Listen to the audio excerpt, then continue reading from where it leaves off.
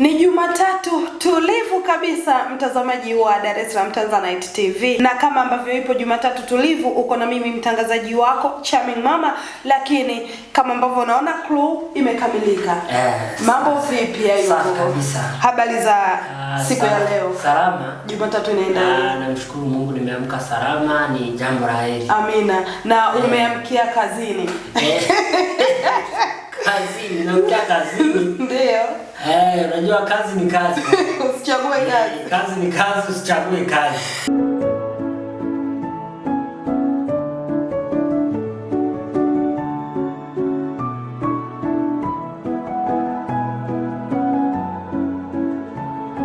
Mtazamaji, utadondosha komenti yako kwa kutuambia kwamba Jumatatu yako imeanza vipi, ukiwa wapi na unafanya nini. Binafsi kwa upande wetu tupo kazini, na kipindi hewani ni maisha na watu, na kipindi ambacho kinahusiana na swala zima la uhalisia wa maisha ya jamii inayotuzunguka, namna watu wanavyoishi, familia, vitu vya namna hiyo. Sasa leo hii basi, kwa sababu ni Jumatatu tulivu, tutaenda kwenye mada nzuri ambayo inasema watu wanaochagua kazi.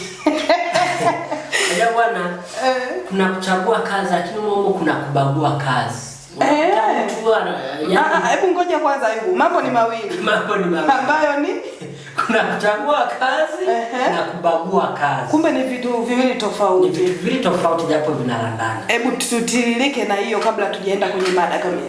Tunaosema kwamba kuna watu wanachagua kazi. Ni kwamba kuna mtu anakuambia mimi kazi yangu ni hii. Wakati huo ile kazi yake anasema ni hii, kuna wakati unakuta kidogo kazi imekuwa ngumu kuipata ile kazi anayoitaka. Yaani kwa maana kazi ambayo anaitaka yeye. Sasa kwa bahati mbaya kwa muda huo anaikosa. Ndio yale unakuta mtu ameshinda amekaa vijiweni, hana kazi yoyote. Stories zinakuwa story tu. Ni porojo, ni story. Unakuta ni changamoto. Kwa nini tunasema hivyo? Watu wengi wamechagua kazi. Yaani wanadharau baadhi ya kazi kwamba nikifanya hii kazi naona ni kama kujidhalilisha hii. Mimi msomi bwana. Msomi. Na bebaje mizigo. Muelezee kidogo anayebagua anakuaje? Anayebagua kazi, unajua kwenye maisha mambo ni mengi. Na watu wengi waliofanikiwa hawakubagua kazi. Ndio. Yaani katika uhalisia wa maisha yote anayokuja mbele yake anafanya. Mfano mdogo. Katika jamii yetu iliyotuzunguka wapo watu ni watumishi wa serikali. Ndio. Yaani ni labda walimu, madaktari, manesi na watu wengine. Sasa unakuta ni mwalimu. Anafundisha darasani. Lakini ikifika weekend anaenda shambani kulima. Ndio. Analima na kwa baadaye atavuna. Ule mshahara wake tayari sasa unakuwa mshahara anakuwa ni kama akiba yake. Unakuwa unafanya mambo mengine. Huyo ni mwalimu ambaye ana uhakika wa kupata mshahara wake, wengine wanaposho. Maajabu sasa. Unakuta yule mtu ambaye hana kazi specific ndio mtu ambaye anadharau kazi nyingine. Unakuta yuko tayari kushinda vijiweni. Hawezi kufanya kazi yoyote ile. Hata kusema kwamba kuna fursa imetokea kidogo labda ya kuosha gari, hawezi. Mimi mwalimu bwana. Mtumishi. Mimi mtumishi. Mwingine sio mtumishi. Unakuta ni mtu tu yani hana kazi yoyote. Lakini ulichokizungumza kwa kweli, hata kuna mfano pia huko. Unakuta mtu ni mwalimu lakini ni DJ. Ni DJ. Umeona? Ile miezi ya sherehe sana anakuwa anachangamkia fursa. Mwingine MC, vitu vya namna hiyo. Lakini Ayubu, unafikiri kwa nini sasa vijana wa siku hizi wanachagua sana kazi? Vijana wengi wa siku hizi wanachagua kazi ama kubagua kazi. Sababu kubwa ni ile makundilika. Kwa hiyo kinachoharibu wengi ni makundilika, fikra potofu bado. Kwa hiyo bado vijana wengi yani ile ya kuangalia kilichoko mbele kuna nini hawana. Mimi naweza nikapongeza hawa mababu zetu hawa mababu zetu. Tuwape hongera zao. Wamepambana. Shukrani kwa niaba yao. Hawakubagua kazi. Unakuta mzee ana watoto 12. Na zamani wazee walikuwa wanajitahidi sana, wanapambana sana. Watoto mtu na watoto 12 kwa mke huyu mmoja. Akija kwa mke mwingine na watoto 10. Kuna jamaa fulani alisema yeye Wapo watoto 60 wa baba mmoja. Na hao wote amewalea. Kwa nini amewalea? Wao walikuwa habagui kazi. Kama ni mashambani walikuwa wanaenda, popote pale wanafanya. Baadhi walikuwa wanatoka hapo hadi wanaenda kuwinda swala kwa ajili ya kupata mboga. Enzi hizo sio kama sasa hivi. Sasa hivi ukienda polini utakamatwa. Wao walikuwa habagui kazi. Lakini vijana wa siku hizi wanataka zile kazi ambazo ni nyepesi. Ndio hiyo tunaweza tukasema kwamba vijana wa siku hizi wanachagua kazi, vijana wa siku hizi hawataki kazi ngumu. Unakuta mtoto wa kiume anakuambia yeye kazi ngumu haziwezi. Unaweza ukakaa ukamtafakari ukasema sasa huyu mtu hataki kazi ngumu, anataka kazi za namna gani? Mtoto wa kiume anachagua kazi ya kufanya. Anakuambia mimi siwezi kufanya kazi wa kazi, hali ya kuwa hana kazi yoyote inayomuingizia kipato. Kuhusu kulima ndo usiwaambie kabisa.